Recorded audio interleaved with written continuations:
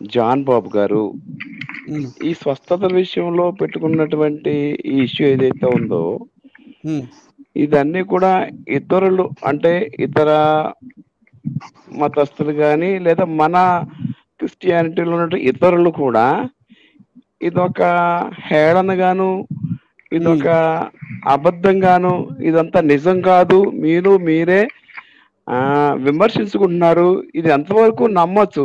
పాస్టర్లు కూడా నమ్మకపోతే సంఘస్థులు కానీ పరిచారకులు కానీ అక్కడ వస్తున్నటువంటి ఎవరైనా కూడా దీన్ని ఎలా తీసుకోవాలి? ఉమ్, మీలో మీరు ఇలా పెట్టుకోవడం ఇది మంచిదేనా? మీరంతా ఐక్యత కలిగి ఒక మాట మీద నిలబడటానికి, లేదా ఒకటి ఏదైనా ఇదే కరెక్ట్, స్వస్థతలు ఉన్నాయి లేదా స్వస్థతలు లేవు అని మీరు మీరు చర్చించుకొని ఒక దాని మీదకి ఎందుకు రావట్లేదు? ఉమ్. సార్, అయితే ఇదంతా ఇతరులు అంటే ఇప్పటికే ఉమ్, సోషల్ మీడియాలో జరుగుతున్నటువంటి రకరకాలైనటువంటి విషయాల మీద అవగాహన లేకపోయినటువంటి వారు కూడా విమర్శించడానికి, రకరకాల కామెంట్లు పెట్టడానికి మనం కారణమవుతూ ఉన్నామా?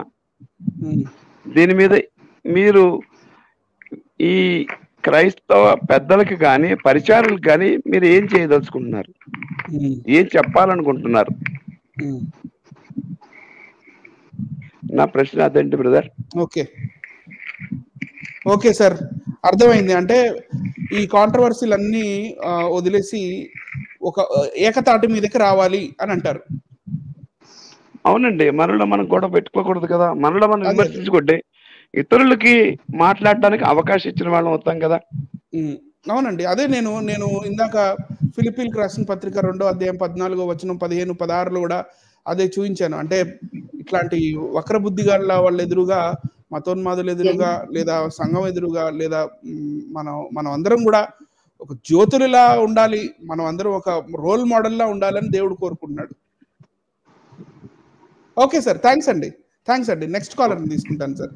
Okay. JK short films. Sir Vandana prize లేదు సార్ అందరికి. Praise the Lord brother. అన్న అనిజన్స్ అన్న మొన్న మీకు ఫోన్ చేసిన వ్యక్తి నేనేనన్నా. ప్రైజ్ లాడన్నా మీకు. చెప్పనా అన్న, ఈ మధ్య కాలంలో అమతేజ గారు చేస్తున్న స్వస్థతల మీద ట్రోల్స్ రావడం మనం చూస్తున్నాం అన్న. అయితే నేను నా ప్రశ్న ఏంటంటన్నా, అవి ఒక ట్రిక్స్ ద్వారా జరుగుతున్నాయని విజయప్రసాద్ రెడ్డి గారు అన్నారు. అయితే నేను అంటున్నాను, యేసుక్రీస్తు వారు చేయదలుచుకుంటే స్వస్థతలు మనుషుల ద్వారా కూడా చేయించగలడు. అది ఎగ్జాంపుల్ కి అపోస్తల కార్యంలో పౌలు ద్వారా చేయించిన దేవాలయం దగ్గర చేయించిన అద్భుతాలు కూడా ఉదాహరణకు తీసుకోవచ్చు అన్న. అదేవిధంగా అన్న చెప్పండి. ఏమనుకుంటావు చెప్పే తొందరగా చెప్పాలి, తర్వాత ఉన్నారు కదా. ఏమనుకున్నావు 2 మాటల్లో చెప్పాలి. అదేనన్న, అపోస్తల కార్యాలు మనం చూసుకున్నట్లయితే పౌలు అనే వ్యక్తి కూడా ఒక మానవుడే కదన్నా. అంటే అమ్మాతేజ గారు నిజంగా దేవుని యొక్క కార్యాన్ని జరిగిస్తున్నాడు అనే నా ఉద్దేశం కాదన్నా, అతను జరిగించట్లేదనేది నా ఉద్దేశం. ఎందుకంటే నేను ఒక వీడియో చూశాను, ప్రశాంత్ అని పిలిచాడు, అతని పేరు ప్రవీణ్. అతని విషయం కాదన్నా, నేను మానవుల ద్వారా యేసుక్రీస్తు వారు సూచక క్రియలు అద్భుత కార్యాలు జరిగిస్తాడు అని అపోస్తల కార్యాన్ని ఉదాహరణకు తీసుకొని మీకు చెప్పదలుచుకుంటున్నానన్న. అయితే ఇక్కడ అపోస్తల కార్యం 2వ అధ్యాయం మీరు లైవ్ ఫస్ట్ నుంచి చూడలేదా అన్న? మధ్యలో వచ్చానన్న. ఇంతకు ముందు రాధా మనోహర్ దాస్ గారు ఫోన్ చేసి మాట్లాడడం వల్ల రాలేకపోయానన్న. మీ ప్రాబ్లం నాకు అర్థమైంది.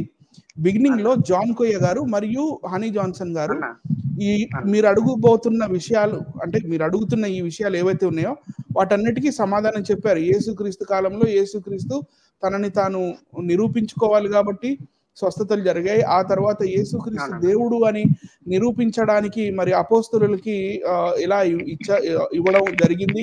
ఆ తర్వాత కాలంలో శిష్యుల కాలంలో సంఘాలు ఏర్పడిన తర్వాత మరి ఇవన్నీ ఎలా జరిగాయి అనేది చాలా క్లియర్ గా ఎక్స్ప్లెయిన్ చేసి చెప్పడం జరిగింది. మీరు వీడియో ఫస్ట్ నుంచి చూడండి. ఫుల్ వీడియో చూడనా? నువ్వు అడిగిన ప్రశ్నలన్నీ ఫుల్ వీడియోలో ఉంటాయి. సతీష్ గారు